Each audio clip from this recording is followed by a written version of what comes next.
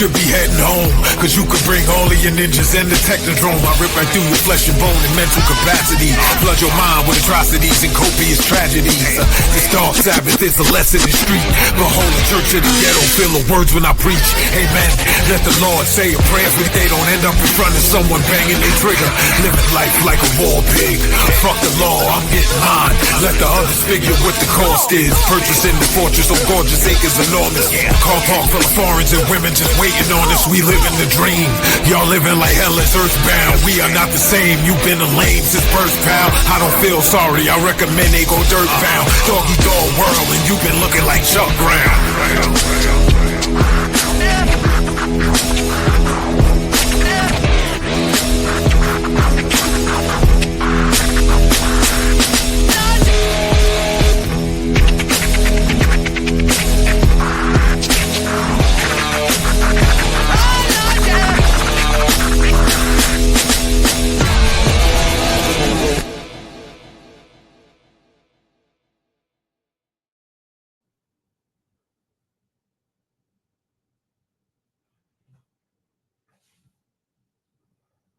Oh, yeah. Well, beautiful people, best damn nation.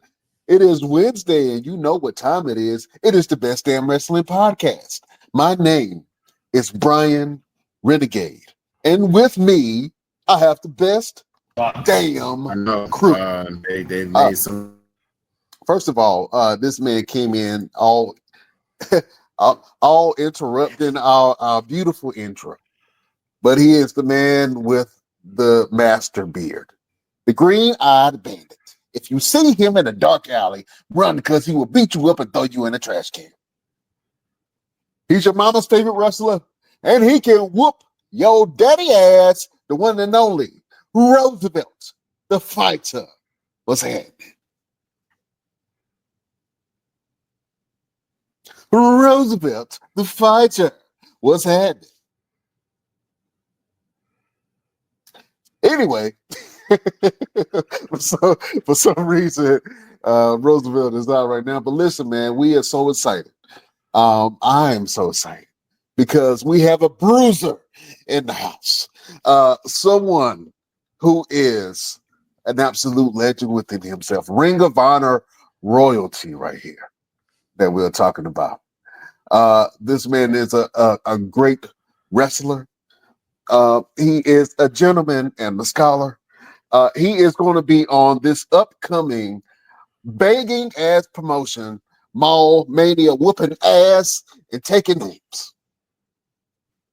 Ladies and gentlemen, let me bring to you the one and only Beer City Bruiser. What's happening, man? What's going on? I don't know if I'm scholarly, but well, you know what I'm saying. I think you are. Yeah. Now tell people to watch their mouth around you. Absolutely. Oh man, thank you for being on this show, my brother. How you feeling? I'm feeling great, and thanks for having me. I'm feeling real good. Yeah, man, absolutely. Before we go down your historic career, I want to thank you for your professionalism, man. I told you before we got onto the show, I saw the microphone, I saw the headphones. I said he came prepared. Yeah, I used to be in the podcast game. A good buddy of mine named Tim Dennis. He still hosts a podcast. It's a fantastic podcast called Darkness Radio. And if you love paranormal, if you love aliens and ghosts and Bigfoot and all that, every Wednesday he has his Darkness Radio. And then on Tuesdays, he does a real funny segment on it's called Dumb Crime, Stupid Criminals. It's for like his True Crime Tuesday. And then Thursday, he always interviews like authors or actors and stuff like that within the paranormal realm. So darknessradioshow.com is where it's at. And I suggest people check it out. I pop in every once in a while, but I haven't been there in a while because wrestling picked up again. So I don't have time for both. Well, are you a conspiracy theorist yourself, sir? Depends on the conspiracy theory. I have some, and then there's some that I just think are ridiculous. Oh no, I think all conspiracy theories have a little basis to them. You know what I'm saying? Well, yeah, every theory has to have a nugget of truth. That's how it starts. It's Yeah, the man. conspiracy is when we get involved and start discussing what happened, not knowing what happened. Mm. But I there's know too always a much. nugget of truth. It is, man. I know a little too much. That's why I have a wrestling podcast. Nah, I ain't crazy. You know what I'm saying? I see how they destroy people's lives. No, I'm good. They're all Yeah, watching man. and listening. They all watching and listening. Beware. Oh man, absolutely, man. So let's start from the beginning, man. Tell us who you are, where you're from, and how did you become the legend that is Beer City Bruiser? Well, I'm the Beer City Bruiser. I'm originally from Milwaukee, Wisconsin, but now I live here in good old Charlotte, North Carolina. Best All move I ever made was getting out of the Midwest. The weather sucks and sports teams are good, but the way I got into wrestling, became the Beer City Bruiser, was some buddies. I've always watched wrestling. I grew up with it when I was like 7 years old. I first saw Brody and I was like, okay, this is it. This is for me. And I either wanted to be a pro football player or a pro wrestler. That's what I wanted to do when I grew up. Well, I got hurt in football, playing college football. They took my scholarship away. So wrestling it is. And the way I got into it was we used to goof off after the pay-per-views because, we're drinking at the pay-per-views. And Yeah. afterwards we'd go out and we'd hit each other and suplex each other. We weren't really backyard wrestling. We were just a bunch of drunk idiots, beating the crap out of each other because we just watched it on pay-per-view. Just boys being boys. Exactly. One of the guys there goes, hey, you've always wanted to be a pro wrestler, haven't you? I said, yeah. He goes, well, my neighbor's a pro wrestler. I said, what?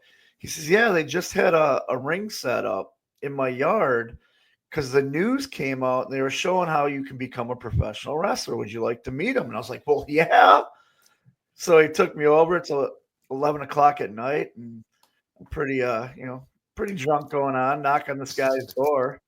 And a guy named Jet Bennett answered, and he kind of had a baseball bat behind his back, and he's all like, who's knocking at my door at 11 o'clock at night? Right. We got to talking, and to this day, he's still one of my best friends. I love him to death. But he introduced me to a guy named Trevor Adonis. And Trevor would take me before shows, and he'd train me and stuff like that. And then when I got the opportunity to do a Harley race camp, he used to do these 7-day-long camps. I did it, and they always chose 3 people from the camps. One would get signed to a developmental contract with WWE. One would go to Noah, Pro Wrestling Noah's dojo for 3 months, and one would get a scholarship to Harley School. And I got the scholarship to Harley School. So I ended up moving down there and then spending the next 6 years of my life training with Harley and just really learning the business side of professional wrestling. And man, it was a blast. And that's when I was like, you know what, I can do this as a living. Got home and just started applying everything I learned and made my name on the independents, and then got signed to Ring of Honor, and here we are. What surprised you the most about learning about the business of wrestling? You know what I'm saying? What's something that surprised you the most? What surprised me the most is there's a lot of promoters out there, and a lot of and wrestlers too, that don't know the art of negotiation. This is a type of business where you're unless you're signed to a contract, you're an independent contractor either way, but like you can negotiate prices, and Right. you can tell the promoters that don't know how to negotiate because they'll just either hear your price and say no, or they'll throw back another number that isn't even in your ballpark, and Harley taught us the proper way of how to negotiate, like don't value yourself. We all value ourselves high because you should have great self-esteem and stuff. But when it comes to wrestling, you don't want to value yourself so much that you price yourself out, but you don't want to price yourself so low that you're beating up your body for nothing. Right. So we had to figure that out. And he introduced us to a couple of promoters that actually would negotiate with you. So you could actually do that. And that helped me when I got in Ring of Honor because, the contract comes up and you got to sit down and it's negotiations. It's not the first contract, sign that right away. But the second one, it's kind of like, hey, here's what I'm bringing to the table. I think I'm worth this.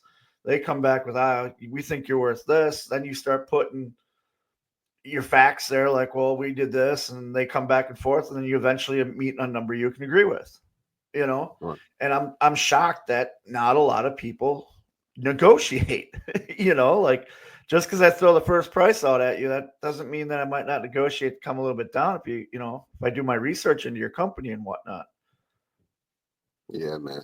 It's a little bit about believing in yourself too. When did you start feeling confident with or comfortable within the wrestling business?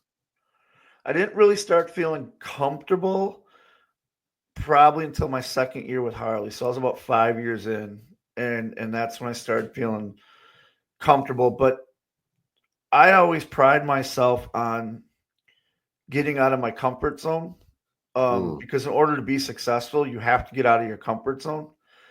And so what I always tell, and this is why I teach my students now, is get out of your comfort zone into an uncomfortable zone and make that your new comfort zone. And then when that's your comfort zone, move out of it, find another uncomfortable, and that's how you grow, A, as a wrestler, and B, as a person, and as a wrestler, I'm a business. So that's how I grow my business too. And so I was always, once I got comfortable with a company, I loved still working for that company, but I'd always try to find something else to make me uncomfortable, and take those chances. And that's where like the WWE tryouts came in and TNA tryouts. Cause it's like, all right, this is very uncomfortable, but I want this for my career. I'm going to do it. So I'm comfortable, real comfortable now, but like right around 5 years is where I was like, okay, I can be put pretty much anywhere and have a good match, be respectful and humble, help the promotion out, but also still get something out of it. Absolutely. Well, you talked about growing a promotion, man, and I think you were amongst those guys in Ring of Honor who really put it on the map. Thank you. And just looking at the product and where it is now, it's I don't know, it kind of feels like the heart and soul of Ring of Honor is it's lacking. You know what I'm saying? It's not what it used to be and have that same camaraderie that it used to be. Can you talk about the early days of you being in Ring of Honor? Yeah. I love the Ring of Honor locker room. What's out there today, I don't consider Ring of Honor, because like you said, it's lacking that soul. It's lacking that edge. We were the underdogs all the time. You always heard people refer to ECW as the little engine that could, that's kind of like what it was in Ring of Honor. Right. And starting out there, you're nervous because it's Ring of Honor and they have all these expectations. And my character, I was always like, why is my character coming to Ring of Honor? I don't do all the big flippy stuff, you know what I mean, that Ring of Honor is known for. Right. And I learned really quickly it wasn't that. They wanted your character to be out there. They wanted you to do moves, but they wanted your character. They wanted you to tell a story. And I realized when I got in there, there was no politics. There's no backstabbing, like you see on the indies and stuff. It's the whole locker room is trying to make that show the best show that they could put on for those fans that are paying. And I learned that real quickly. And as we grew as a company, we got tighter as a locker room because we had a lot of doubters, and we just kept growing. And I remember when we first moving from the smaller buildings into the bigger buildings, and the Bucks and Cody were leaving. And everyone, the internet was just going crazy that Ring of Honor is going to shut down. It's going to, now that the Elite's gone, it's going to close its doors. It's not going to be good. We heard all that. And I remember the show after they all left, we had a locker room meeting, and Taven stood up, the Briscoe brothers stood up, Jay Lethal stood up, Angelina Love stood up, and they said, we have the opportunity right now to prove we have two options. We can lay down and die, or we can prove everybody wrong. And we can go out there and we can show them why we're Ring of Honor. And as a locker room, that we all took that as like a big, it wasn't like a hurrah speech. You know what I mean? It was kind of like a challenge, like the gauntlet's laid down, let's go. And we became tighter, and we went out there, and it was great because we'd all watch each other's matches and be like, oh, I got to follow that. Then you go out there and do better. And it's, oh, I got to follow that. And then by the time the main event goes out, they're exhausted from watching the rest of the show, trying to figure out, hey, how do we top all that? You know, and at the end of the day, after, you know, all our TV tapings and our house shows, we'd all be exhausted, but so would the fans in a good way, because we gave them everything, so they gave it back.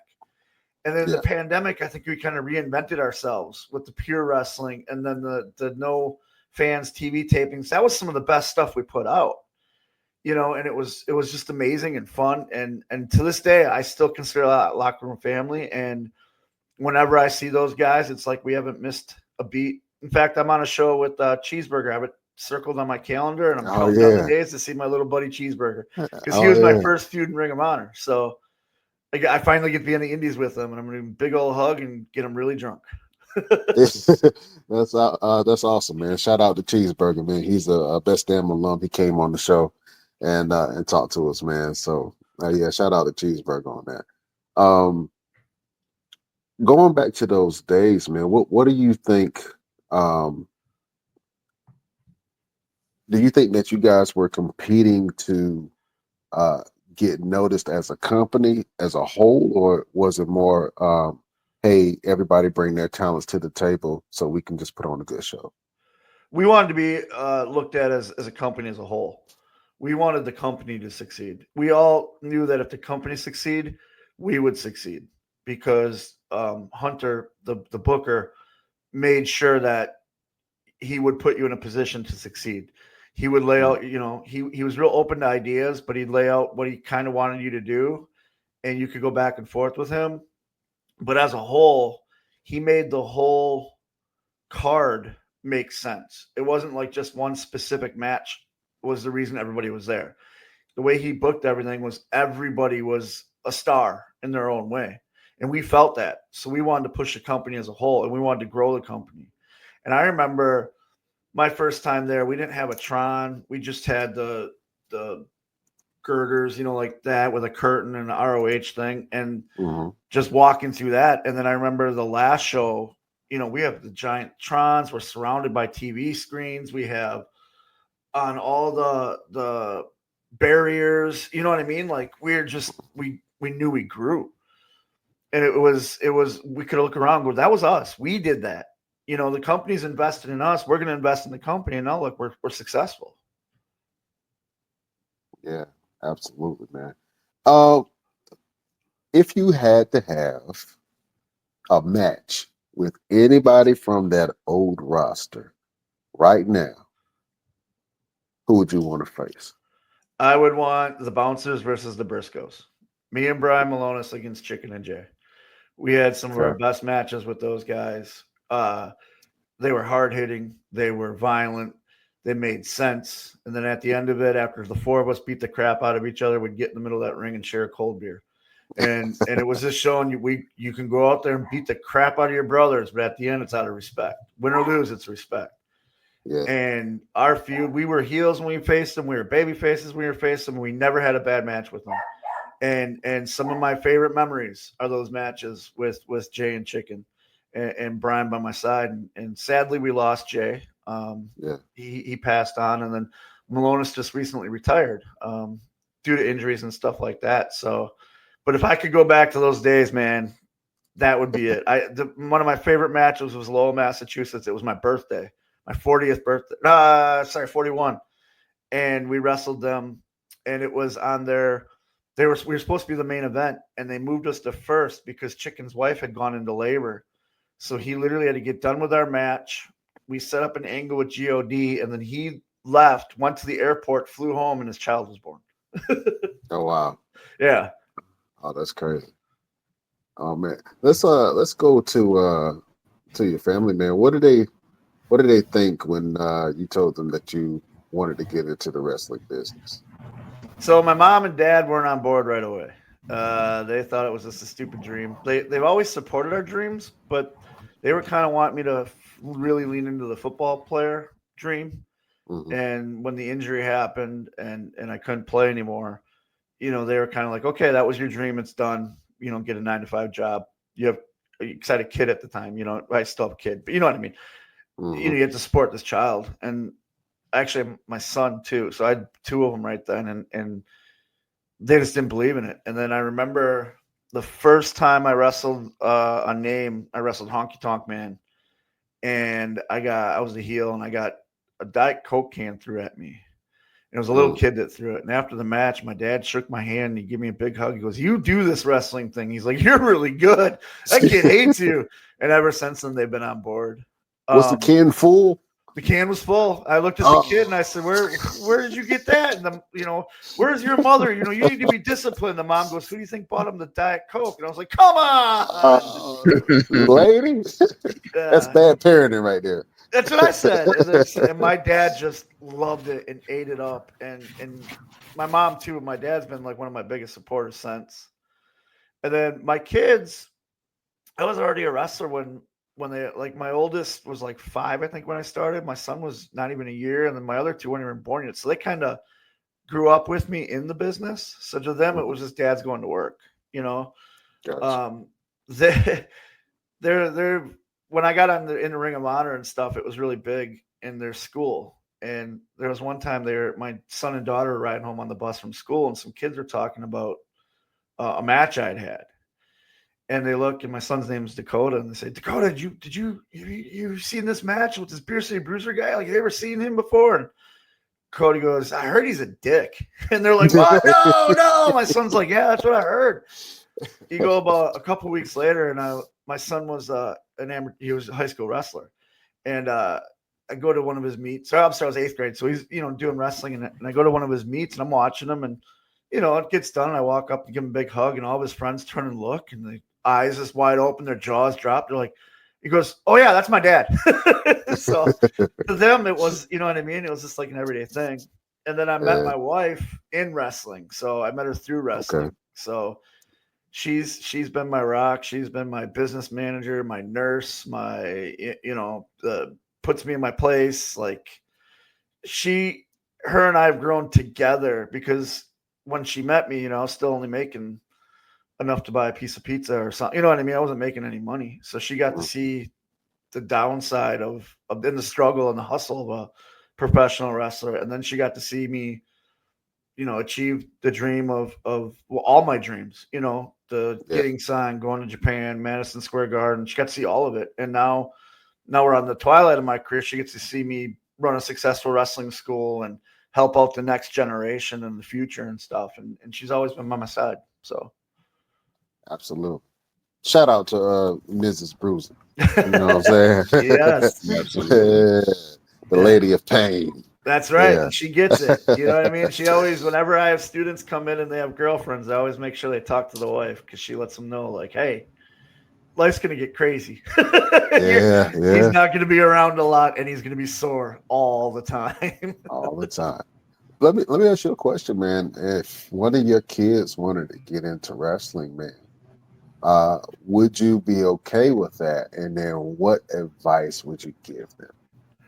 I would be okay with it, but I would have to choose who trains them.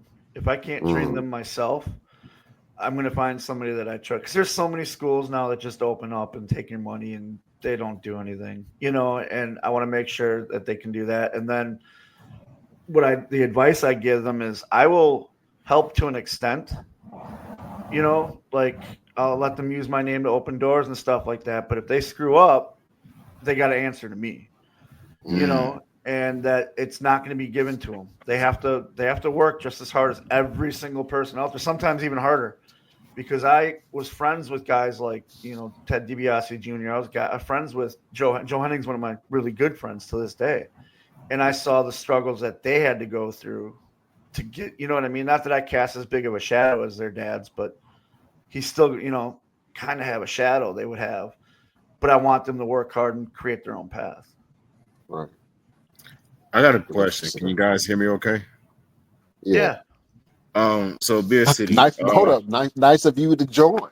You know what I'm saying? Look, I've been having technical difficulties, ladies and gentlemen. I'm out here at my fireworks tent, and I'm making some money, so trying to put some things together. So I do apologize for me not being on camera. I know you love seeing my beautiful face with these pretty eyes and whatnot. But Beer City, you talked about your time with Ring of Honor and how Hunter would book shows, and I've had, I've been there with you a couple of times, working extra and talent. and I've watched how Hunter, and for those who know, is Delirious, would put things together.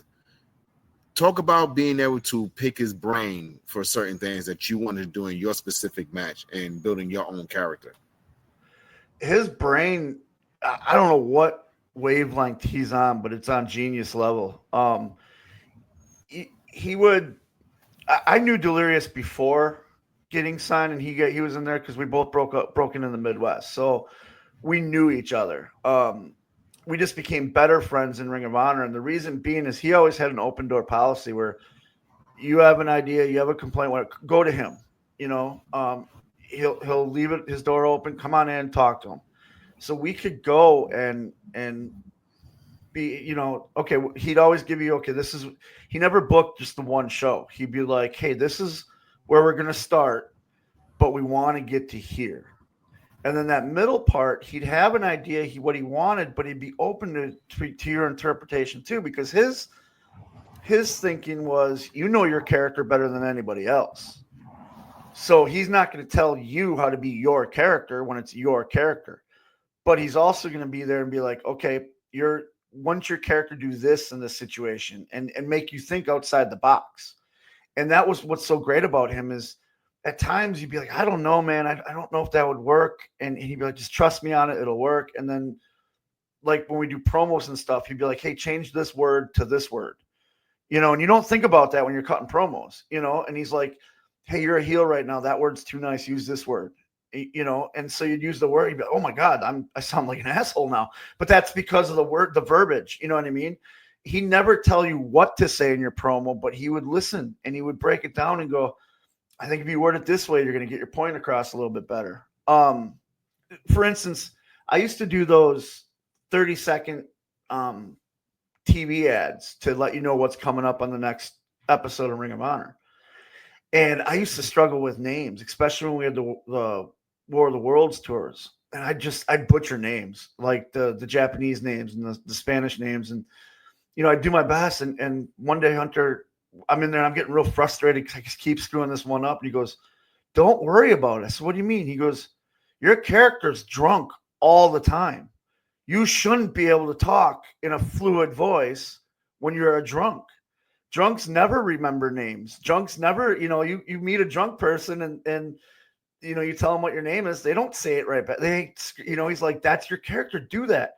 So it was really cool because these little 30-second clips, it was all about the show and the company, but I had my own little character twist on it. And people used to start coming up to me going, oh my God, that was great. And now we're calling so-and-so whatever you called him. You know what I mean? As like, it was a fun little thing, but like he could see that where let's take this error and make it something that benefits everybody. And it was just amazing to watch. And when I got into production stuff, I made sure to go to him and go, this is what I want to do. And I got to shadow him, and he'd be like, go by Bully, watch Bully put this match together. And he really helped me through the learning production and getting on that track. One of the biggest things in Ring of Honor in your time was the top prospect tournament, where a lot of unknown individuals would come from the indies and get a chance to shine. And not saying he was unknown, but you was actually had the opportunity to get out there with this top prospect tournament. So tell us about that and how you felt being a part of that, whole, situation. I love the top prospect tournament. I love the idea behind it. And the way you got into the top prospect is you had to do a tryout. And my Ring of Honor tryout, I originally wasn't going to go do it. I had just gotten back from Harley's and, it was like a big fish in a small pond. And I kind of figured, okay, you know what? This is as far as I'm going to go.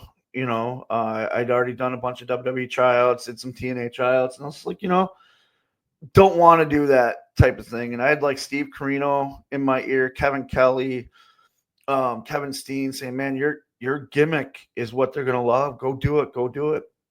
And when my father-in-law passed away, because he was a huge supporter of mine too, he always told me to do it. And I'm just, no, Jim, I'm fine. I'm okay. I got a real nice full-time job. The wrestling's, I'm making a little bit of money, And when he passed away, he left enough money for me to do the tryout. and enough money to pay for an airline ticket, pay for a rental car, pay for a hotel, and do the tryout. And I told my wife, I said, I'm not just going to go to do a tryout and just be a guy. I want to be the guy. And I ended up being the guy. And I got booked in my top prospect tournament. And now the way the tournament worked was they didn't let you know if you were going over or winning. They didn't let you know how far you're going into it. They just gave you, these are the dates, these are the cities. You have to get yourself there. And I was lucky enough where my first time in, I worked a guy from New England that a lot of the guys knew named Mikey Webb. So we were able to put together a pretty decent match in Nashville. And we had 2 finishes planned and all that. And then Steve Crean, was the agent, came up and said, all right, Bruiser, you're doing this. And I was real excited. I'm like, awesome.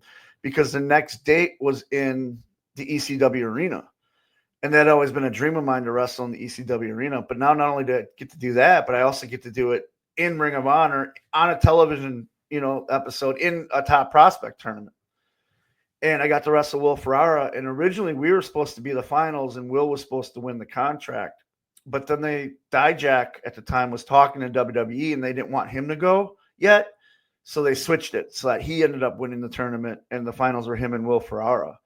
But Will and I went out there and we looked at each other and said, hey, let's give ourselves a spot. Like, let's show everybody we belong here. And we killed it.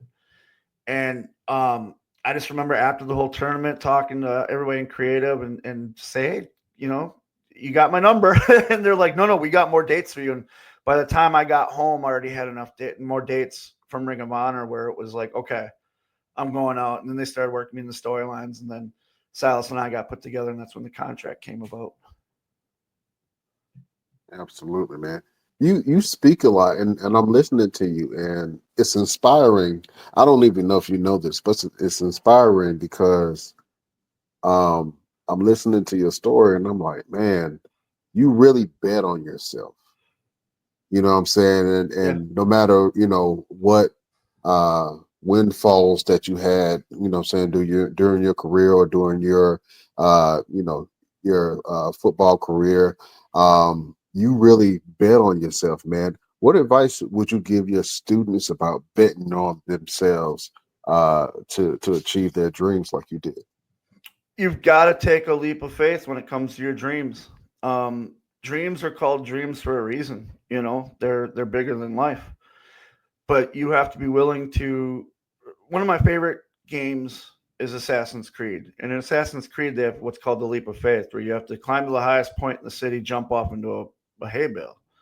Mm-hmm. And I kind of consider that, like in wrestling, you have to do that. You have to bet on yourself sometimes. You hear no all the time in wrestling. I tell my students all the time, you're going to hear no 100 times to the one yes. But that one yes, show them why they gave you the yes. Because that one yes will lead to another yes, to another yes, to another yes, and you'll just keep going up the food chain, keep growing.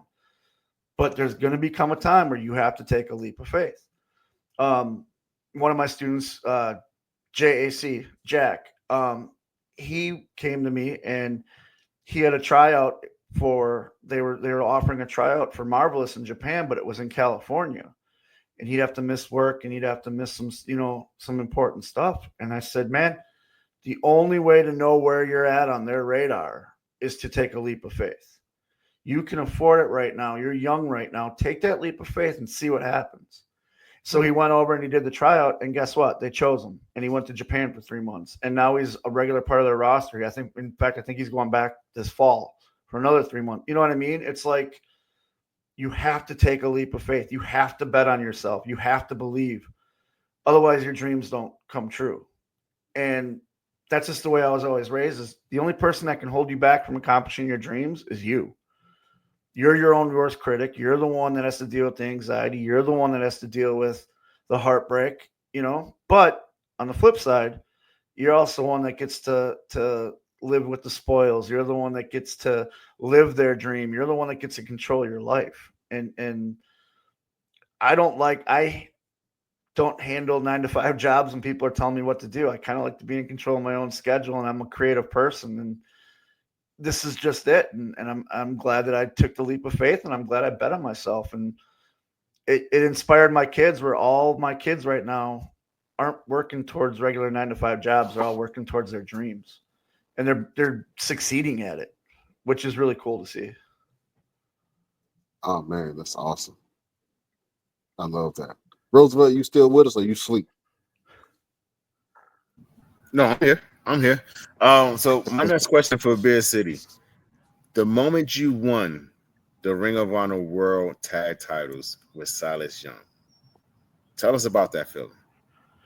So we didn't actually win them. We won the Top Prospect tournament. I believe it was a 2016 Top Prospect tournament. And then that led us to doing feuds. And all the times we'd win, we'd get DQ'd. So we never really won the belts. But I remember doing they told us, hey, because we were just thrown together last minute. It was literally Hunter walks up to us and said, you know what? Your character's a drunk that loves to fight. Silas's character hates everybody. You both from Milwaukee. Why wouldn't he like you? So we're putting you together. We'll see if it works. Okay. We went out with War Machine, the Viking Raiders now, and ended up just killing it in Minnesota. And we had such good chemistry, they ended up making it a feud and put it on TV. So they told us, we can't put the straps on you right now, but we're going to build you up. We want you guys to win the Top Prospect tournament.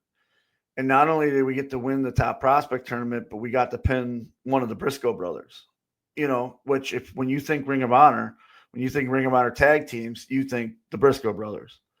And for us to pin them in Milwaukee in the finals was a really good feeling. And it was kind of like where I was like, okay, I've got some footing in this company. They believe in me, and it felt really good to have the company behind you.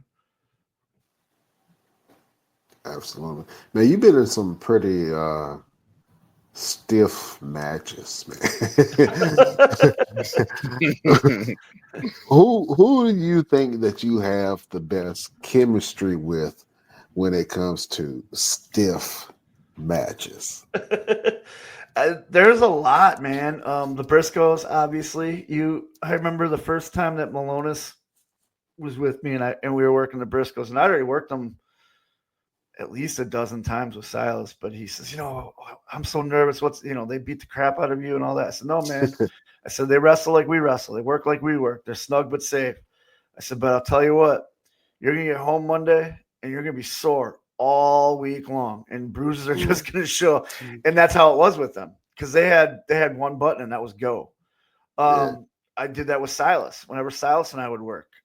Vincent, when we did the bar fight without honor match in Vegas, we were wailing on each other because it was pay-per-view and we wanted to show the people, hey, this is a fight, I had amazing chemistry with them. And then my boy, Shane Taylor, and I hit each other so hard sometimes because I found when you're more respect, more friendly with the guy, you kind of lay it in there. And we were in San Antonio and it was a survival of the fittest tournament. And they were putting us on there. And Shane goes, and we were both just freshly signed to the company. And Shane says, let's go out there and let's lay it in. Let's make this look like a fight because let's give them a reason to push us even harder. I said, yeah, man. At first forearm, I'm like, okay, this is how we're going to do it. All right. And it went back and forth. And it's one of my top 5 matches of all time. And we had everybody in San Antonio on their feet, and we got through the curtain. And after the show, Hunter walks up and goes, that's why you guys are here. That's the reason. And it set the tone for the whole show, and it was a lot of fun. Yeah, I know you were like, damn, Shane, you knocked all the phlegm out I could breathe. I knocked all the phlegm out my lungs, man. and look, I've been hit by Shane and Keith Lee, so yeah, and I can attest to all that. Yeah, it's just, and I remember afterwards we went to some little hole in the wall bar, and the bartender comes over and there's a shot of tequila, and he goes, hey, that young man down there is buying this for you. It was Shane. And I was like, thanks, Shane. And that was the thing. That became a thing after that. Now I think about it. Every time I see Shane, we do shots of tequila. So I think. Yeah, that's the thing for sure. Oh man. Let's talk about your WWE tryout, man. How did you feel about the tryout and how was it for you? So I got to do when I broke in, I got lucky where you got to do when you were brought in as an extra, that was your tryout. so before the show was filmed, they'd put you in the ring and you'd work matches. And like when I started, my first time doing extra work was with Ken Kennedy. And he kind of broke it down for me, like, hey, this is what they're going to look for. This is what you're going to do and all that. So like, I kind of knew going in, like, okay. And like, you know, it was with guys that I've wrestled before, like CM Punk wasn't signed yet. He was an extra. Colt Cabana. There's a guy named Eric Priest who just passed away. So those guys I was used to. The nervous part was where we were at. Because literally while you're doing your stuff in the ring, you look in the crowd and there's Paul Heyman, there's JR, there's Steph McMahon. You know what I mean? So you're kind of like, okay. So like you get real nervous at first. But every time I went back, I'd always take their advice so that it might be 6 months before they see me again. But when I got back in there and they saw me and they pulled their paperwork out on me, it's like, okay, this is what he needed to work on. And then I worked on it. Then I noticed, oh, okay, now we're going to give you a dark match. Now we're going to give you an enhancement match. Now we're going to put you here. And they wanted to see what your attitude was, you know, and okay, go see Brooklyn Brawler and cut a promo, you know, and that's how our stuff was back then. It was when they got to PCs, when they started like doing tryouts and stuff like that. So I never officially got to do one of those. Mine was always before TV and doing that. And I remember my last time I was the fake Bray Wyatt. And John Cohn is an old Harley referee, and he was in charge of extras. And I said, hey, Johnny, like everyone goes and works out, right? He's like, they roll around, but you don't need to do that. They know you can work. If you want to go down to Orlando for the tryout, like I can set it up right now. But I literally had the Ring of Honor contract sitting in my email, and I just hadn't signed it yet. So I was like, do I take the money? Do I take the contract, or do I do the tryout? And I was like, you know what? I'm going to take the contract now, build a name for myself, because this will always be there. And that's what I did. Oh man, you just mentioned that you were the fake Bray Wyatt. Did they? At which period of time were you a Bray Wyatt character? When Bray was feuding with Roman, so there's the Monday Night Raw where Roman's doing a promo and Bray's music hits, and I come walking down the ramp, and Roman Superman punches me, and I bump on the ramp, and then he rips off the wig I was wearing and realizes it's not Bray, and then Bray attacks him.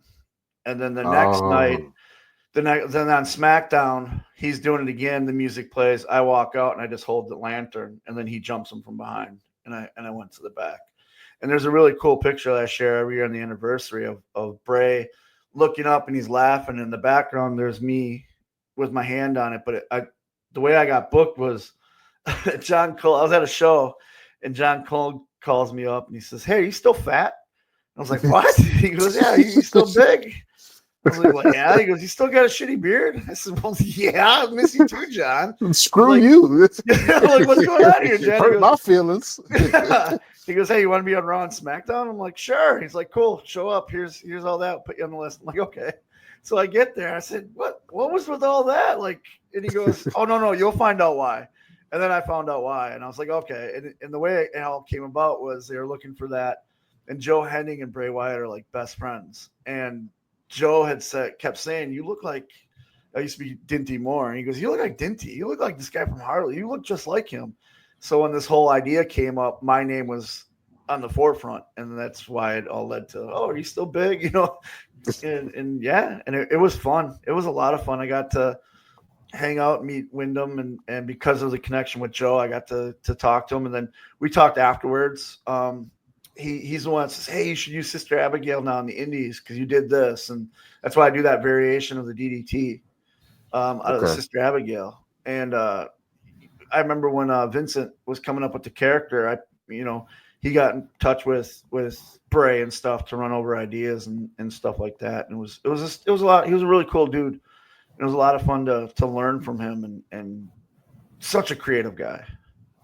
Yeah, absolutely. Bray Wyatt is one of my all-time favorites, man.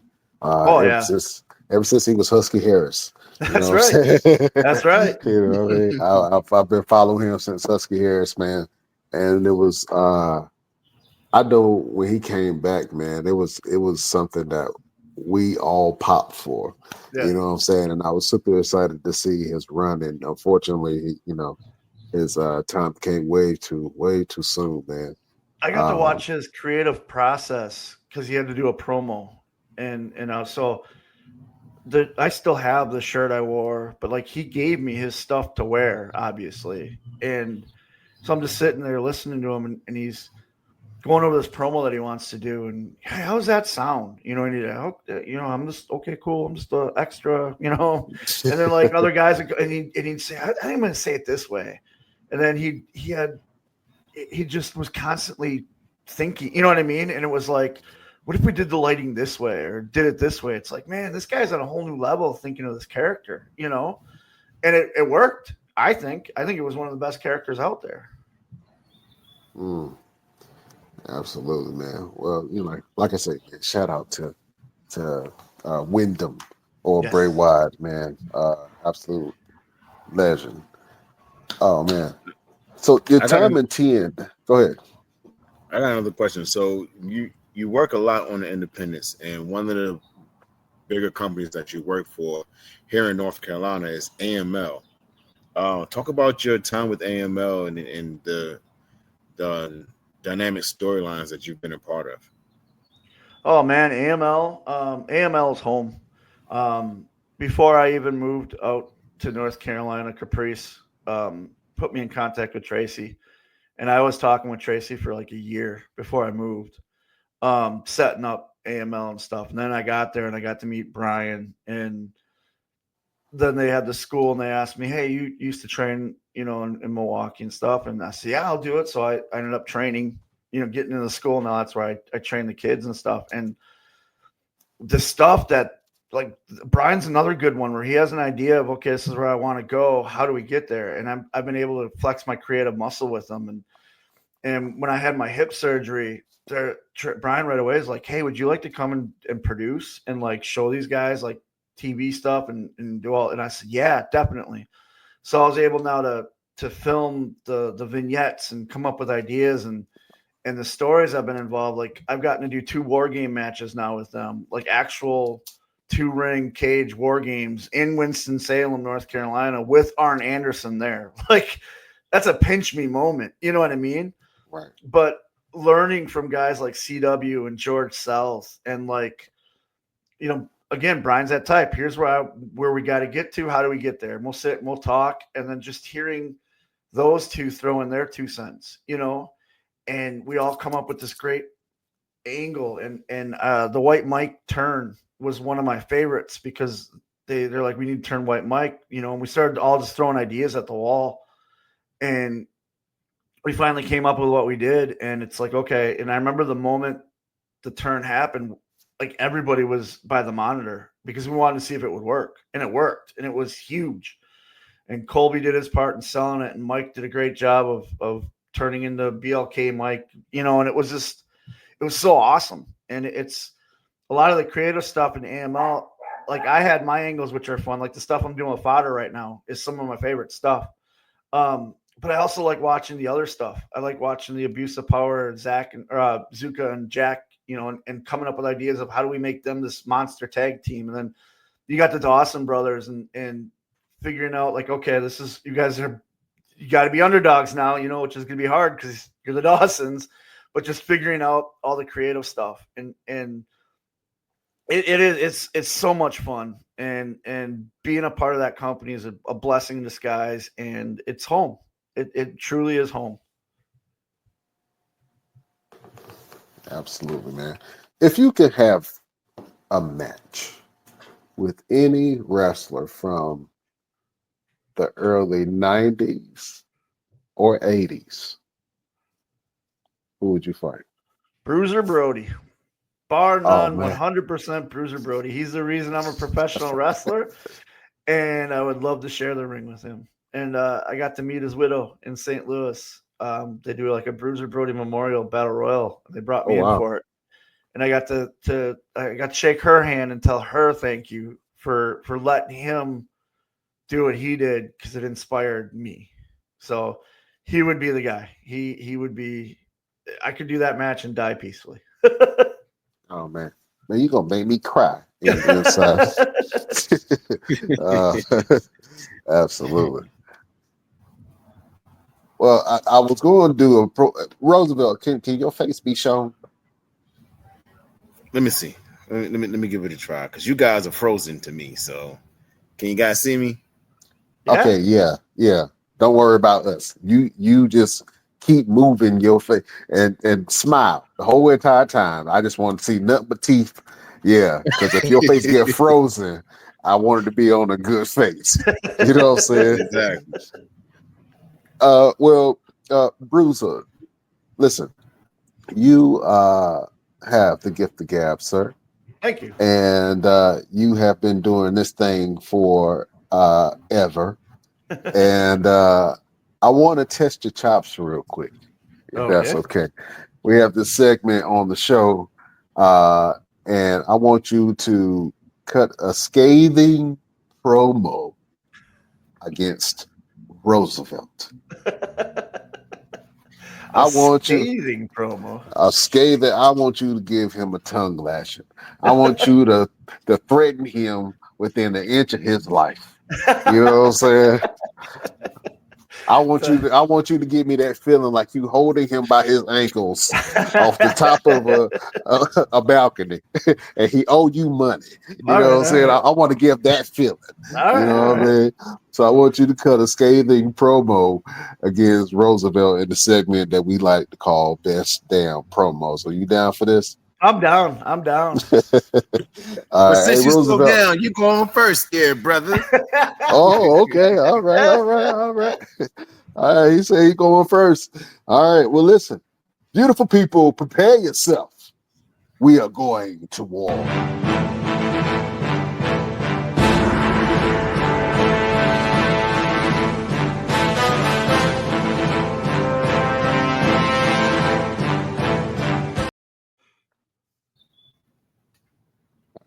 It's on you. Me first? Yes. All right. Roosevelt. Now, I have a lot of respect for you. I see what you're doing all over the professional wrestling scene. You're all up and down. You're everywhere.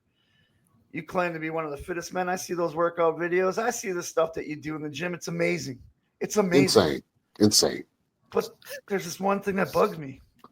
You're always down for a fight, but yet any time that I'm looking for a fight, you're nowhere to be seen.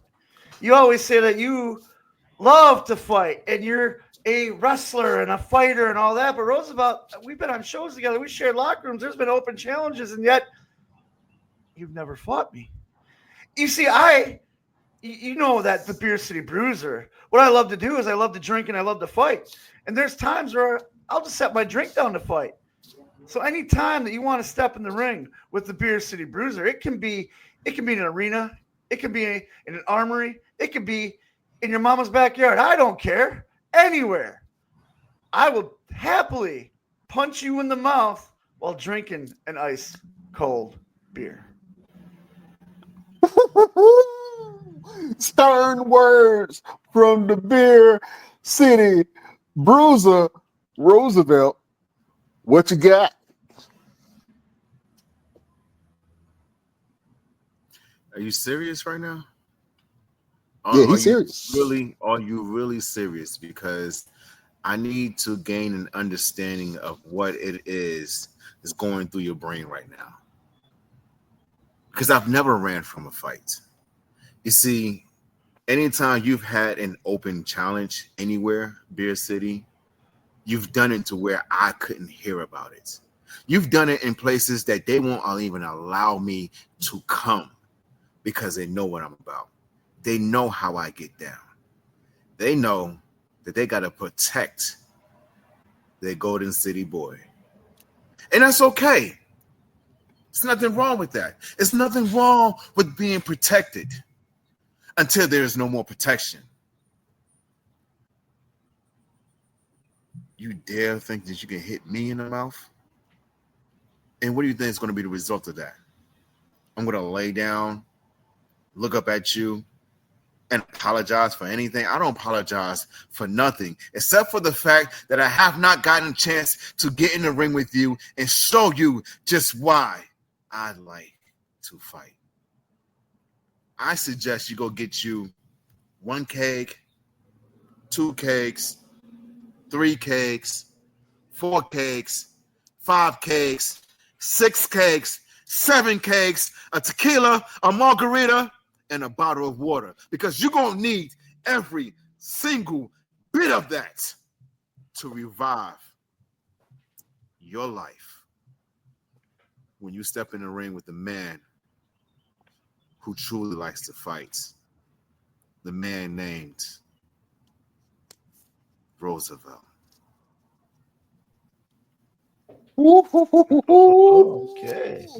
My spidey senses is tingling. I don't know. We might have to change the card from All Mania, boy. Boy, I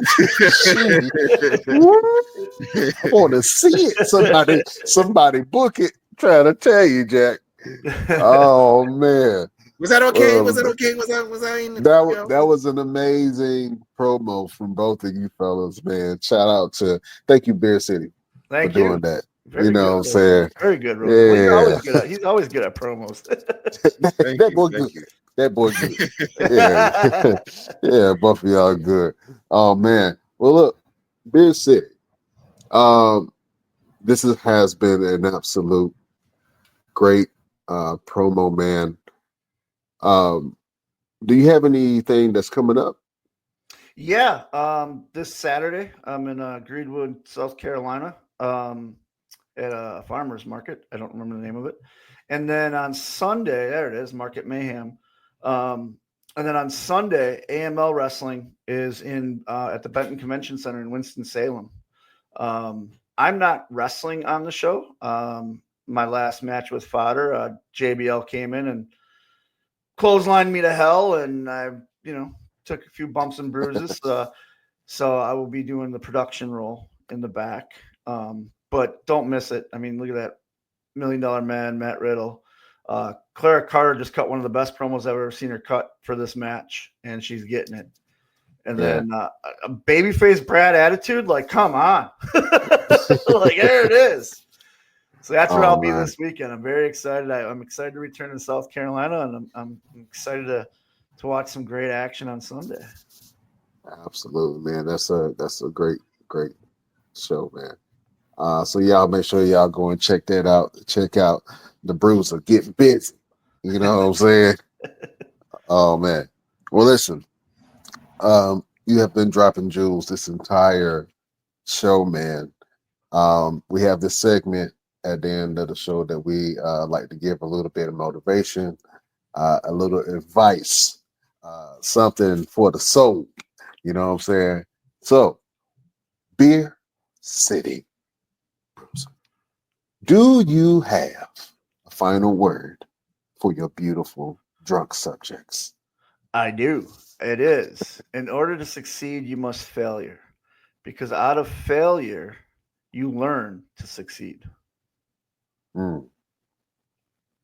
Yep. Every time you fail, you learn something new and you get closer to success. So just keep failing because you will succeed. I guarantee it.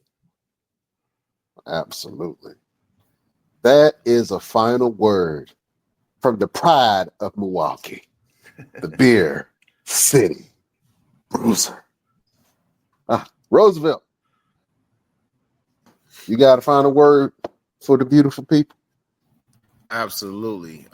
In fact, my final word is more of a question for the beautiful people and something I want you guys to all think about. What have you had an opportunity to self-actualize? I'm going to say that again. Have you had an opportunity to self-actualize? We all are on this planet for a specific purpose, and a lot of us feel like we have obtained something, but is it truly what you are supposed to be doing? Have you really fulfilled what your purpose is? Have you really fulfilled who you are? Have you figured that out, what you're capable of? Have you exceeded your limitations? Have you broke your barriers? Have you had an opportunity to self-actualize? That is my final word in question from a Best Damn Wrestling Podcast. Y'all heard it. Have you had the time to self-actualize? Huh? Some people don't even know what actualize means. but it's okay. They gonna have to Google that. Be like, what is self-actualized? What did he say? Well, I'm gonna look it up because I don't want him to hit me. What did he say? What was that? He said something I don't normally say. What was it? Ass like it had ass in it. Actualized. Yeah, absolutely. Shout out to Roosevelt, man. Have you had the opportunity to self-actualize, self-assessment? You know what I'm saying? Essential. Well, beautiful people, if I have to give you a final word, it is when people can't see who you are, show them what you are. You know what I'm saying? If people can't see who you are, to show them what you are. People can't see your value and what you bring to the table. You might be at work and a group project comes up and you get thrown a task and people question if you can do it or not. You know what I'm saying? They can't see the work that you put in. People don't see the hard work that you put into yourself. They don't see what you do when you go home. They don't see how you wake up, how you pray, what you eat, how you take care of your family. They don't see everything that goes into who you are. You know what I'm saying? So if I've learned anything today from the Beer City Bruiser, it's believe in yourself. That's right. You know what I'm saying? Yes, sir. And when you believe in yourself, that activates something inside of you to say, hey, I have value. Hey, I have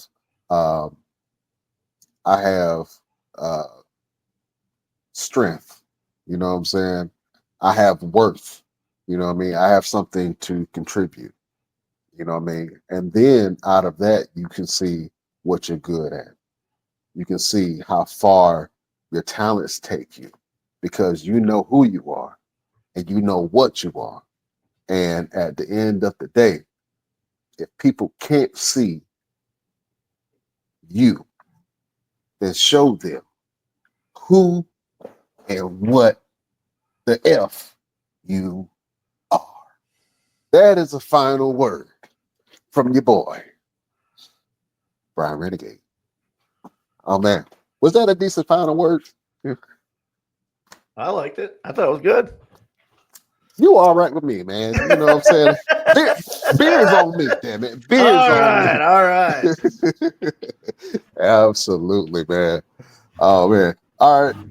Real quick, Beer City Bruiser, man. What you got going on and where can the people find you? They can find me on Facebook. I'm the Beer City Bruiser. Instagram is Beer City Bruiser. ProWrestlingTees.com/Beer City Bruiser. Go get yourself a nice fancy t-shirt. And then on Cameo, Beer City Bruiser, I can do shout outs for everybody left and right. I'm no longer on Twitter. Got rid of that. Too much hate. So those are all my socials. Okay. Absolutely. Go check out Beer City Bruiser and everything that he got going on. Roosevelt, what you got going on and where can the people find you? They can find me at this tent every daggone day. Come buy this stuff, y'all. I'm sick and tired of listening to sleeping out here in the car. Come buy this fireworks so I can take my behind home. Please help me, please.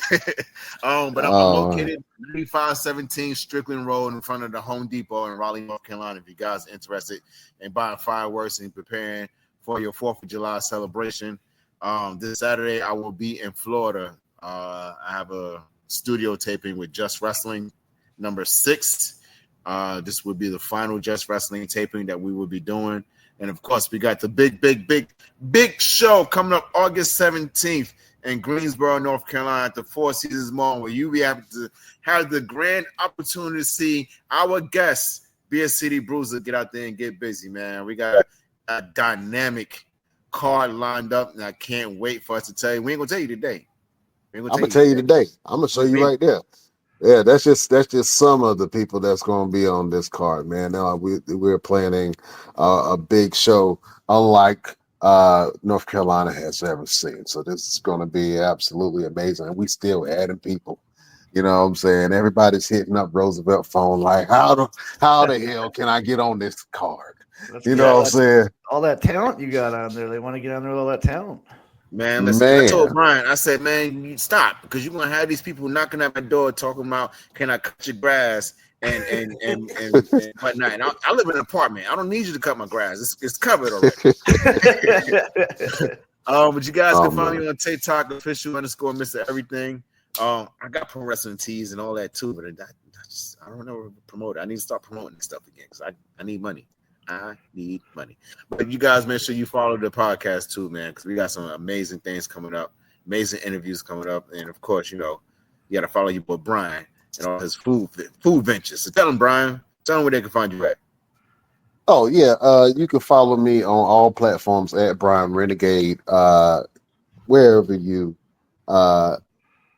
whatever platform that you use. You know what I'm saying? If you want to listen to us, you can listen to the Boards of the Best in Wrestling podcast on all of our platforms. Let me go over. You can listen to us. You can check us out on Instagram at the Best Damn Wrestling Podcast. You can go over to our Facebook group, Best Damn Wrestling Podcast. We got a Facebook page, the BD Wrestling Podcast, where we put all of our content.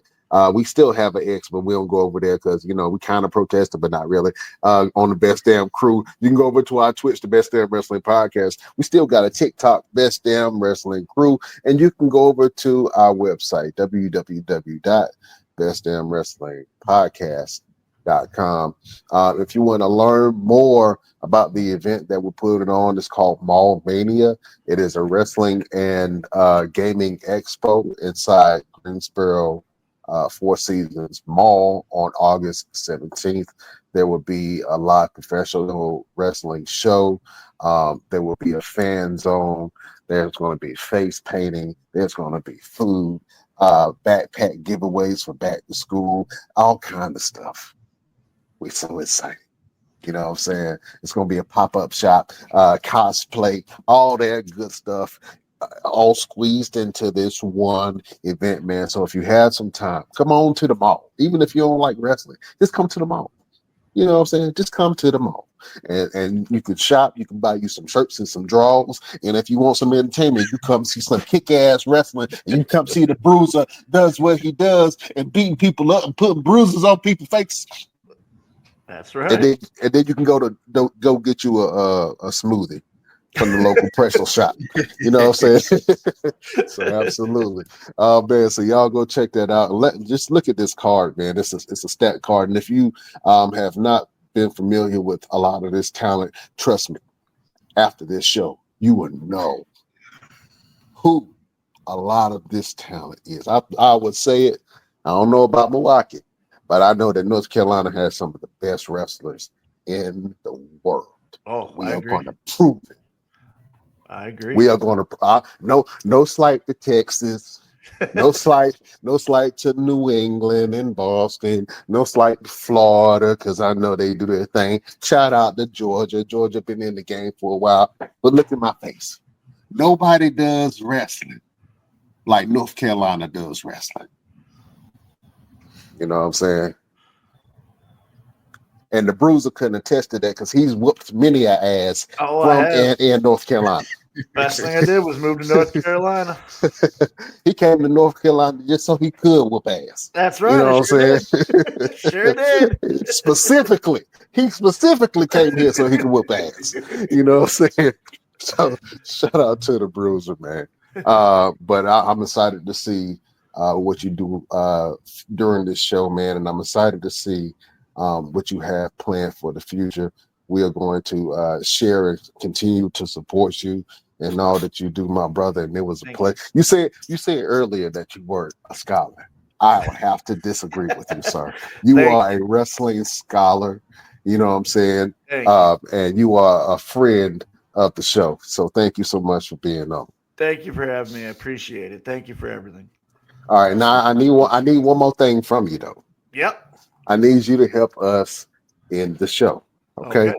So I only want you to say one word. And I hope that, your wife don't mind you cussing. I hope ain't none of your kids around. You know what I'm saying? You could tell your pastor or your religious leader that you apologize later, but I just need you to say the word damn. Okay? Damn. All right. Yeah, well, that was a good one. You got to wait till the cue. You got to wait for the cue. I got to give you the cue. I didn't know it was a cue. Okay, You can't sorry. you can't give me that amazing warm up down. Okay. Were you drinking before the show? Did you? When do I not drink? Okay, you had a libation. You had a libation or two. It's okay. I had a pre-workout beer, and a during workout beer, post-workout beer. Yeah. Absolutely, stay in character. I love it. All right, Beer City Bruiser, you ready to do this? I'm ready. Now let's do this. All right, let's do it. Beautiful people, best damn nation. Thank you for joining us. We will see you next week on the next Best Damn Wrestling Podcast. Boy, that damn belong on a movie. You need to do some voice acting. I'm telling you, you need to do some voice acting right now. I saw about 12 characters in my head when you said that damn, man. Listen, man, we got to have you back on the show. And look, and if nothing else, I want to bring you back on to talk some conspiracy theories. You know what I'm saying? Let's do it. You know what I'm saying? Because I believe a lot of stuff. You know what I mean? Absolutely. I'll plug that show again. It's Darkness Radio. You can go to darknessradioshow.com. And if you go back in the archives, last year is when I was doing it. And Tim still does it. It's Tuesday, Wednesday, Thursdays, live shows. They're great. Oh, man, get your ass on another episode, man. Go ahead and hit it up. Like, all right, yeah. Let's get on. Let's do it. You want to hear some interesting ghost stories, conspiracy theories, and aliens? He's the guy to go to. Trust me. Oh man, absolutely. So shout out to them. All right, beautiful people. We can't hold you no longer. Thank you for everybody that watches us here and overseas. We appreciate you. We in 40 plus countries right now. So everybody that listens to the Best Damn Wrestling Podcast, we appreciate you. You know what I'm saying? You could be listening to anything else, but you ain't. You checking out your boys, and we love you for it. As always, shout out to the truckers. You know what I'm saying? You lifeblood of the country. And shout out to all those in law enforcement and in the military. Thank you so much for your service and everything that you do. Beer City, next time I see you, we're going to be surgically removing your foot from somebody's ass. So I already know. Sounds good to me. They're going to have to cut them open to remove your foot out their ass, man. That's what I'm talking about. Keep on stuffing my holes in people, brother. I will do that, definitely. All right, absolutely. All right, we can't hold y'all no longer. We'll check y'all out next week. We bid you adieu.